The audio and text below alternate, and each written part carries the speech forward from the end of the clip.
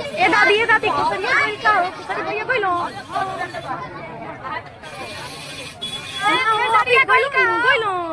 हाँ ये गड़िया में जात रन का हाँ ये गड़िया में ए तू सही पे देख लो कुसरिया के ये भगवान हम ना देख पाई नहीं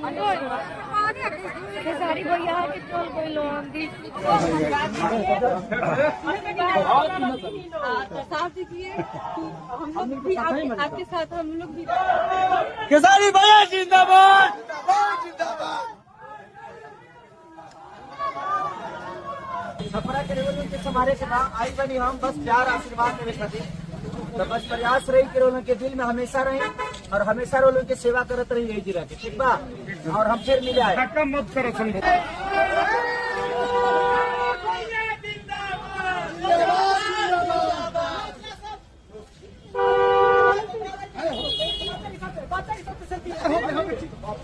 हम आएंगे यहीं रहेंगे आपके घर पे ही ठीक है आप खिंचवाएंगे आप